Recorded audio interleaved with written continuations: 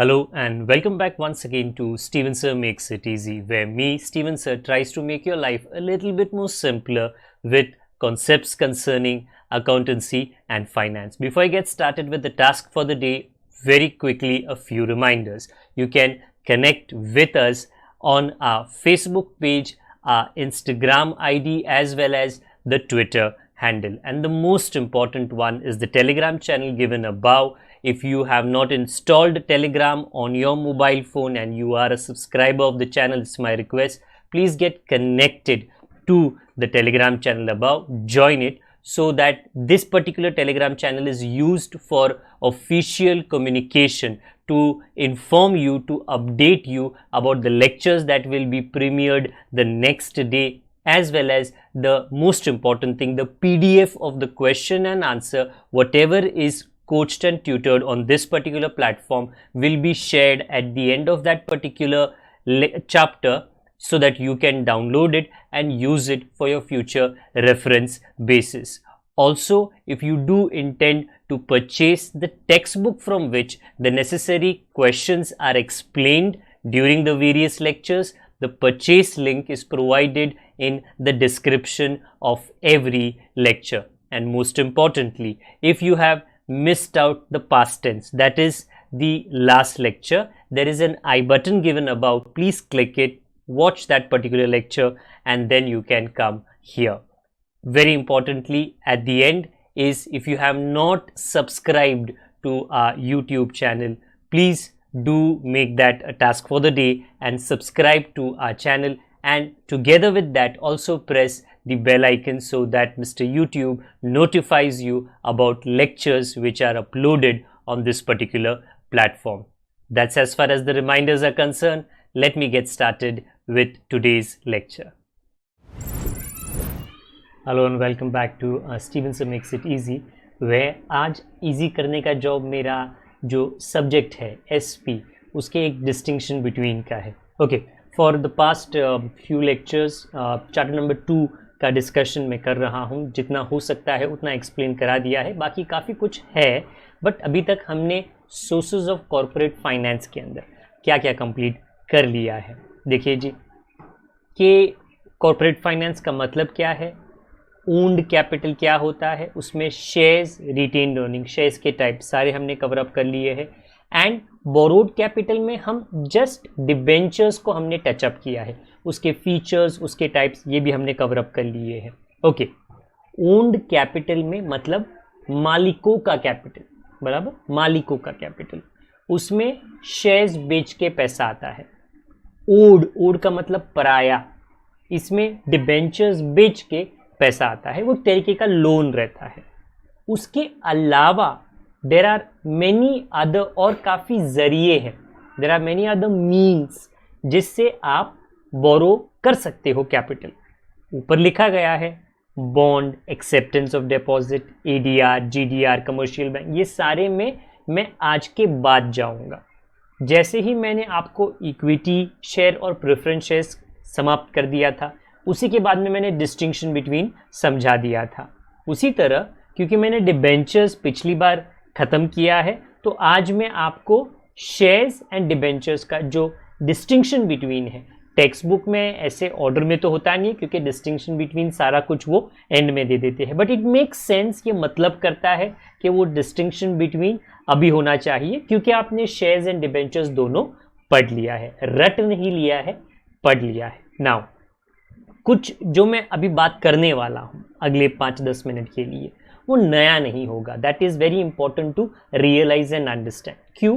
क्योंकि जो distinction between है, ओके, जो अलग अलग टाइप्स है शेयर्स एंड डिबेंचर्स के, वो बेसिकली उसके फीचर्स में दिए गए थे. तो मेरे पीछे आपको फीचर्स नज़र आ रहे हैं. इसमें से कुछ ऐसे फीचर्स है जो आप एज डिस्टिंक्शन बिटवीन के पॉइंट्स ले सकते हो. सो बेसिकली मेरे कहने का मतलब ये है कि सर डिस्टिंक्शन बिटवीन, एक और आंसर, एक और चीज़ हमको पढ़ना है, बिल्कुल नहीं. अगर आपको features of shares, features of debentures, इसका एक कोड वर्ड ऑलरेडी हमने, जैसे ही वो वो लेक्चर्स हमने ख़त्म किया था, उसके एंड में वो कोड वर्ड हमने दे दिया था. ओके, वेरी क्विकली आपको मैं याद दिला देता हूँ शेयर्स के डिबेंचर्स के लिए विराट इंपोर्टेड कावासाकी, ऐसा कुछ हमने एक शॉर्ट फॉर्म दिया था, एक फ्रेज दिया था, एक सेंटेंस दिया था। और डिबेंचर्स के फीचर्स के लिए फेवरेबल स्पिरिट्स, इसका हमने शॉर्ट फॉर्म दिया था। So if you know the short forms, you already know, you know the coding, you already know how to get the features of shares or debentures. If I pick up a point example, okay, अगर मैं meaning लूँ तो shares is a share in the share capital of the company, share capital के company में जो company का होता है उसका एक हिस्सा शेयर होता है। डिबेंचर्स वो नहीं होता, डिबेंचर एक कर्जा होता है, इट इज अ डेप्ट which is acknowledged by the company, which is taken by the company, एक तरीके का लोन रहता है। अगर आप थोड़े आगे जाओ कि राइट्स के अंदर वोटिंग राइट्स आप कीजिए, शेयर होल्डर को वोटिंग राइट्स मिलते हैं, डिबेंचर होल्डर क्योंकि वो ओनर नहीं है उसको वोटिंग राइट नहीं मिलता है, एज सिंपल एज दैट। जब इनकम की बात आती है, okay, so I am just taking up a point from the features, share holder को at the end of the year dividend मिलता है, as an income debenture holder को interest मिलता है। So whatever you see here, okay, इसी में से कुछ मुद्दे आप एज डिस्टिंक्शन बिटवीन ले सकते हो। ओके, सो वेरी क्विकली आज का distinction between which is shares and debentures. Okay, let me get started. पहले तो मीनिंग जो मैंने आपको ऑलरेडी बता दिया, शेयर्स का मतलब क्या है, it is a part in the share capital of the company. Debenture का मतलब क्या है, देखो वो एक बोरोड फंड है, एक लोन लिया गया है, ओके, तो it is borrowed fund, it is not a part of the share capital of the company, is a certificate of loan, acknowledgement, जैसे आपको लास्ट टाइम कहा था। Okay, it is share capital को कहा जाता है ओनरशिप और डिबेंचर्स को कहा जाता है क्रेडिटरशिप। ओके, इन सिक्योरिटीज जो वर्ड ऊपर यूज किया गया है that is an investment, but ownership and creditorship ये दो अलग अलग बातें होती है। क्रेडिटर मतलब जिसने हमें उधारी पे पैसे दिए हैं। दूसरा स्टेटस, स्टेटस का मतलब हाई क्लास लो क्लास नहीं, वो वाला स्टेटस नहीं। शेयर्स का, शेयर होल्डर का स्टेटर एक ओनर का स्टेटर है, ओके, स्टेटस है, क्योंकि वो मालिक है तो ऑब्वियसली उसका स्टेटस मालिक का होना चाहिए। बट डिबेंचर एक क्रेडिटर है, वो मालिक बिल्कुल नहीं है, ओके, तो उसका स्टेटस, जहां तक स्टेटस की बात है, वो एक क्रेडिटर है, उसने उसकी तरफ से हमने कैपिटल बोरो किया है। तीसरा मुद्दा नेचर, के शेयर का नेचर क्या है, उससे जो पैसा आया है उसका नेचर क्या है, डिबेंचर से जो पैसा आया है उसका नेचर क्या है। शेयर से जो पैसा आया वो नॉर्मली परमानेंट होता है, मतलब जब तक कंपनी बंद नहीं होती तब तक कंपनी शेयर होल्डर का पैसा रख सकती है। यस, बायबैक करके कुछ होता है, बट राइट नाउ आपको उसके अंदर जाने की जरूरत नहीं है, वो जैसे ही हमारे चैप्टर्स आगे जाएंगे वो कॉन्सेप्ट आपको पढ़ाया जाएगा। हाँ, बट डिबेंचर्स का पैसा तो पहले दिन पे ही बोला जाता है, 5 साल बाद, 6 साल बाद, 8 साल बाद आपको आपका पैसा मिल जाएगा। तो एक परमानेंट है, दूसरा टेम्पररी है। वोटिंग राइट की जब बात होती है तो देखिए, शेयर होल्डर तो मालिक है, मालिक ऑब्वियसली गाड़ी किस दिशा में जाएगी वो डिसाइड करेगा, तो वो वोट करता है, वो मीटिंग में आता है और वो कंपनी के मैनेजमेंट में शरीक होता है, मतलब वो सम्मिलित होता है, पार्टिसिपेट करता है, अगर थोड़ी हिंदी ज्यादा हो गई तो।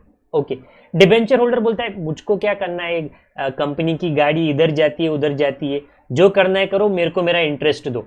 सो सिंपल एज दैट। तो डिबेंचर होल्डर क्योंकि एक क्रेडिटर है, उसको कोई फर्क नहीं करता, उसको एक ही चीज चाहिए, मुझको मेरा इंटरेस्ट आप दीजिए, बाकी मेरे को वोट कुछ करना नहीं है, बराबर है, as simple as that. Return on investment, investment मतलब पैसे निवेश किए गए हैं, तो शेयर होल्डर को क्या मिलता है, डिबेंचर होल्डर को क्या मिलता है। देखिए भाई, शेयर होल्डर को डिविडेंड मिलता है, बट इक्विटी वाले को कोई कंफर्म डिविडेंड नहीं मिलता, प्रेफरेंस वाले को फिक्स्ड डिविडेंड मिलता है। बट जहां तक डिबेंचर वाले की बात आती है, उनको क्या मिलता है, इंटरेस्ट। और सबसे बड़ी बात, प्रेफरेंस वाले का जो डिविडेंड है, इक्विटी वाले का डिविडेंड कोई साल में है, कोई साल में नहीं है, हो सकता है। प्रेफरेंस वाले का डिविडेंड अगर वो क्यूम्युलेटिव होगा तो उसको 2-3 साल के बाद भी मिल सकता है, बट डिबेंचर होल्डर क्या है, मेरे को मेरा इंटरेस्ट चाहिए, तुम्हारा प्रॉफिट हो, तुम्हारा लॉस हो, तुम्हारा कोविड हो, तुम्हारा पेंडेमिक हो, हमको क्या करना, हमको हमारा इंटरेस्ट चाहिए। तो उनका इंटरेस्ट जो रहता है ना वो फिक्स्ड रहता है। Okay, moving on, next point, security मतलब क्या है। देखिए, अगर आप आपका साइकिल, अज्यूमिंग ना आपके पास में साइकिल होगा ये एज को, ओके, कहाँ पे पार्क करो, बराबर, और वो खुला पार्किंग हो, तो आपको थोड़ा तो चिंता सताएगा, अरे यार यहाँ पे कोई वॉचमैन नहीं है, कोई सिक्योरिटी नहीं है। तो सिक्योरिटी रहेगा तो आपको टेंशन नहीं रहेगा। तो सिक्योरिटी का मतलब वही, भाई ऐसा कुछ है जिसके वजह से मेरे को टेंशन नहीं है। हाँ, इक्विटी शेयर्स जो होते हैं उनको कोई भी सिक्योरिटी नहीं मिलती। वो जब पैसा अपना बैंक में, सॉरी कंपनी में डालते हैं ना, उनको पता नहीं है कल अगर कंपनी डूब गई तो हमको हमारा पैसा मिलेगा कि नहीं मिलेगा, पहले मिलेगा कि बाद में मिलेगा। बट डिबेंचर होल्डर्स को नॉर्मली कुछ गिरवी रखा जाता है कि डिबेंचर होल्डर, हमने आपसे पैसे लिए हैं, हम आपके हमारे फैक्ट्री को आपके पास में उसके कागज को, उसके पेपर्स को, हमारे डिलीवरी वैन के पेपर्स को आपके पास में रखते हैं। तो अगर कुछ कंपनी में हो जाता है, आप फैक्ट्री के बिल्डिंग को बेच के, गाड़ी को बेच के अपना पैसा आप ले सकते हो। तो ये सिक्योरिटी की बात है। इक्विटी शेयर होल्डर्स को नॉर्मली सिक्योरिटी मिलती नहीं है, एटलीस्ट इक्विटी को। डिबेंचर होल्डर को तो पक्का सिक्योरिटी मिलता है। तो ये कोई हम बॉडीगार्ड की बात नहीं कर रहे हैं, उनका जो पैसा डाला गया है क्या वो सिक्योर्ड है कि नहीं सिक्योर्ड है। ओके, सिक्योरिटी बॉडीगार्ड की बात नहीं कर रहे हैं। Time of issue, when is shares issued, at the beginning, जब कंपनी छोटा दूध पीता बच्चा होता है ना, ओके सर, उल्लू, ओके, इतना छोटा सा, तब शेयर्स बेचे जाते हैं। बाद में 4 साल बाद, 5 साल बाद, 10 साल बाद, तब डिबेंचर्स को later on in the life of the company issue किया जाता है। वेरी सिंपल, क्योंकि डिबेंचर्स एक कर्जा है। अगर आप कर्जे का पैसा स्टार्ट में ही ले लो तो आप कर्जे में स्टार्ट में ही डूब जाओगे, बराबर। जब भी गाड़ी स्टार्ट होती है, भैया पेट्रोल हमारा होना चाहिए। अगर दूसरे किसी से पेट्रोल लिया और वो गुस्सा हो गया तो वो क्या बोलेगा, मेरे पेट्रोल मेरे को दे दे, सबसे पहला मेरा पेट्रोल मेरे को दे दे। ओके, तो आई रिपीट माई सेल्फ, अगर एग्जाम्पल यहाँ पे लेट्स से बच्चे क्रिकेट खेल रहे हैं, स्टंप, बॉल, बैट लगेगा। जो क्रिकेट खेल रहे हैं उनका होना चाहिए stump, ball, bat.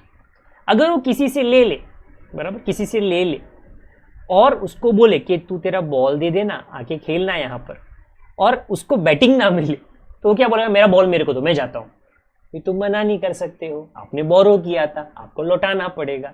So basically borrowed fund के साथ वो पंगा हो जाता है। सुटेबिलिटी, ये कब सुटेबल है, अगर आपको पैसा लंबे समय तक चाहिए आप शेयर्स बेच सकते हो। अगर आपको पैसा मीडियम, मतलब शॉर्ट एंड लॉन्ग के बीच में, मीडियम, ओके, तो आप डिबेंचर्स को बेच सकते हो। शॉर्ट टर्म कैपिटल अलग होता है, वो आगे जाके हम डिस्कस या उसके ऊपर चर्चा हम करने वाले हैं। बड़ा टाइप्स, शेयर्स के नॉर्मली 2 ही टाइप्स होते हैं, इक्विटी एंड प्रेफरेंस। बट जहां तक डिबेंचर्स की बात है, ये मैंने लास्ट लेक्चर में ही कवर अप किया था। Registered, bearer, secured, unsecured, redeemable, irredeemable, convertible, non convertible. तो ये जो मेरे पीछे आया है ये सारे टाइप्स ऑफ डिबेंचर्स है। सबका मतलब थोड़ा थोड़ा कुछ अलग अलग है। ये सब मैंने लास्ट टाइम सिखा दिया है, ओके, आपको टीच कर लिया है। लास्टली पोजीशन ऑन लिक्विडेशन, ये थोड़ा वर्ड के साथ में कंफर्टेबल हो जाना। ये लिक्विडेशन का मतलब क्या होता है, जब एक कंपनी बंद होती है उसके बंद होने के प्रोसेस को लिक्विडेशन कहा जाता है। ओके, समझ लीजिए, डोंट वरी। सर लिक्विडेशन क्यों बोलते हैं, क्योंकि लिक्विड बिजनेस में पानी को नहीं, पैसे को कंसिडर किया जाता है। ओके, पैसे को, बराबर। कभी कभी एक मुहावरा है ना कि मतलब पानी के तरफ पैसे बहा देता है। तो कंपनी बिजनेस में लिक्विड एसेट मतलब क्या, पैसा। जब कंपनी बंद होती है, वो एक दिन में बंद नहीं होती, उसको कभी सालों साल लग जाते हैं। क्यों? क्योंकि कंपनी के इतने एसेट्स होते हैं, वो सारे एसेट्स को लिक्विड एसेट मतलब कैश में कन्वर्ट करना है। कहाँ पे गोडाउन है, बेचो कैश में कन्वर्ट करो। माल है, बेचो कैश में कन्वर्ट करो। फर्नीचर है, बेचो कैश में कन्वर्ट करो। क्यों? क्योंकि डिबेंचर होल्डर को पैसा देना है, बैंक लोन लिया है, पैसा देना है। तो जब लिक्विडेशन होता है ये, तो शेयर होल्डर को पहले पैसे मिलेंगे कि डिबेंचर होल्डर को? याद रखिए, शेयर होल्डर मालिक है। अगर एक नाव, एक बड़ी शिप डूब रही है तो जो उसका कप्तान होता है, कैप्टन, वो पहले नहीं जंप मार सकता। बिल्कुल गलत। मतलब वो कर सकता है but that is not what he is suppose to do. उसको पहले अपने सारे पैसेंजर्स, सारे क्रू को बचाने की पूरी कोशिश करनी है, बराबर। एंड में उसको निकाला जाएगा। तो उसी तरह इक्विटी शेयर होल्डर, जो शेयर होल्डर्स होते हैं, उनको जो पैसा है ना एंड में मिलता है। ये क्या है? लास्ट, एकदम लास्ट, सबका पेमेंट हो गया उसके बाद में डिबेंचर होल्डर को पहले पैसे मिलते हैं। क्यों? क्योंकि वो एक कर्जा देने वाला इंसान है। तो आई रिपीट माई सेल्फ, ये जो मैंने अभी पढ़ाया है ये 10 point, meaning, status, nature, voting right, return on investment and इसके बाद के 5 point, security, time of issue, suitability types and position on liquidation. 90% of these points, 100% of this has been explained previously. So it's technically not a new answer as such, and 90% of these have been taken from the features. अगर आपको features पता है, उसका coding पता है, automatically इसके लिए मुझे नया कोई कोडिंग देने की जरूरत नहीं है। आई होप जो मैंने थोड़ा आपको पढ़ाया, ओके, एटलीस्ट डिस्टिंक्शन के माध्यम से, because this is a very important distinction. Okay, आपको समझ में आ गया? अगर समझ में आ गया है तो प्लीज़ आप लेक्चर को लाइक ज़रूर कर लीजिए। नए हो तो सब्सक्राइब और बेल आइकन ज़रूर दबा देना। और ये जो लेक्चर्स हमारे हैं थियरी के या अकाउंट्स के प्रैक्टिकल लेक्चर्स, अपने दोस्तों के साथ में शेयर ज़रूर करना, ताकि ज़्यादा से ज़्यादा जो विद्यार्थी है, जो स्टूडेंट्स हैं, उन लोगों को लेक्चर्स का फ़ायदा हो सके। जब तक हम दोबारा ना मिले, अपना ख्याल ज़रूर रखिए। बड़ों का, छोटों का और परिवार वालों का, सभी का ख्याल रखिए। सोशल डिस्टेंसिंग पूरी कोशिश करें, मास्किंग हमेशा उसका पालन करें। Good day to all of you, god bless, bye for.